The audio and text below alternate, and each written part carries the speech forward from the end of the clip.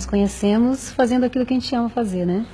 Pregar e cantar. Nós duas já éramos casadas, a gente não faz nenhuma apologia ao adultério, ao erro, a gente não quer fazer essa apologia a pecado. A primeira palavrinha que você tem que tirar do seu dicionário é a palavra separação e divórcio.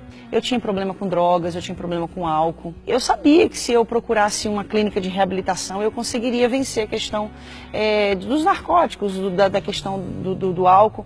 Quando eu ouvi o evangelho, que a minha mãe se converteu, e inicialmente ela já veio para pregar o evangelho para mim, o ponto principal, o ponto-chave era a questão da minha sexualidade. Eu já vinha dessa questão de lutar contra a minha orientação sexual, dentro do contexto igreja, eu já tinha buscado de tudo para viver essa tal cura gay, ou essa libertação, né, dos demônios que oprimem uma pessoa e levam ela a ser gay. Aí todo aquele processo que a igreja ensina, né, ou pentecostal ou neopentecostal, eu me dispus a fazer, que foi quebra de maldição, cura interior, desligamento de alma, quebra de vínculos. Casei, tive filho, pensei, não, agora vai. E chegou um dado momento da minha vida que eu comecei a perceber que eu continuava sendo a mesma pessoa. Ninguém casa para separar, né? Embora eu percebesse que eu era diferente, eu não me aprofundei nessa história toda. Quando eu conheci a Lana, eu era casada assim, como ela disse, né? Meu casamento realmente era um casamento tranquilo,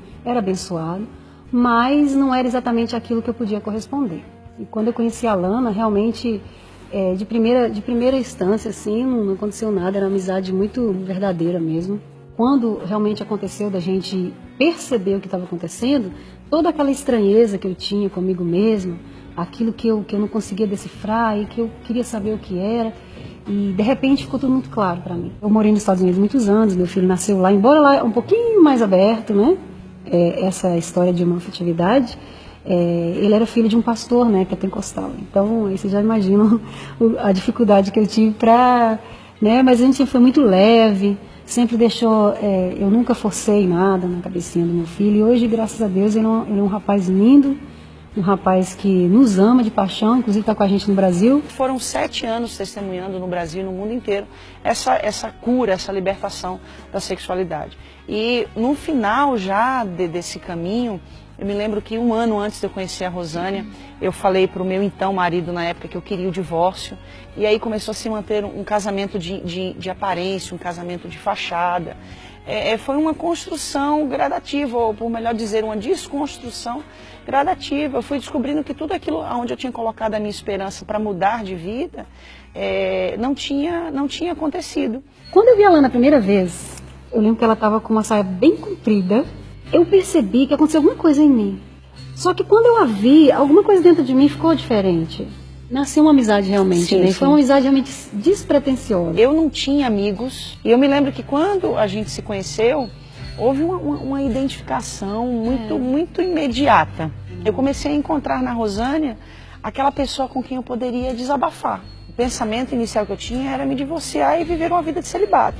A partir do momento que começou a haver essa paixão, eu já comecei a viver conflitos ainda piores, porque você imagina 7 anos, né, procurando essa mudança e de repente você evidenciar que você continuava do mesmo jeito. Eu sabia que de uma maneira ou de outra eu iria me separar, independente da Lana. Já tinha 1 ano mais ou menos que a gente estava nessa história de se ver escondido, né? No final de 7 meses a gente voltou a se ver, né? E a gente não se separou mais depois disso. Não. Primeiro se união estável. Mas aí no casamento civil. Aí no casamento civil a gente se casou.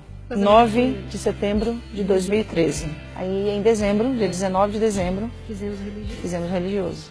E nós começamos a perceber que havia uma série de muitas pessoas que nos cercavam. E a gente percebeu que a história dessas pessoas eram semelhantes à nossa. Elas não tinham igreja para congregar. E aí a gente percebeu que o direcionamento que nós estávamos sendo de Deus era que a igreja deveria começar aqui no estado de São Paulo. A gente tenta como igreja não cometer o mesmo erro que as igrejas tradicionais cometem. Nós não somos uma igreja só para gays. Agora é óbvio, 95% da igreja hoje é formada por homoafetivos. A gente não é uma igreja ativista, nós não somos uma igreja gay. Inclusive a gente procura realmente não rotular a igreja de Cristo, porque a igreja de Cristo não precisa de rótulos. A igreja de Cristo é para todos, negros, brancos, pobres, ricos. A igreja de Cristo é inclusiva, né? A Cidade Refúgio realmente tem essa motivação de ser uma igreja que vai alcançar a todos.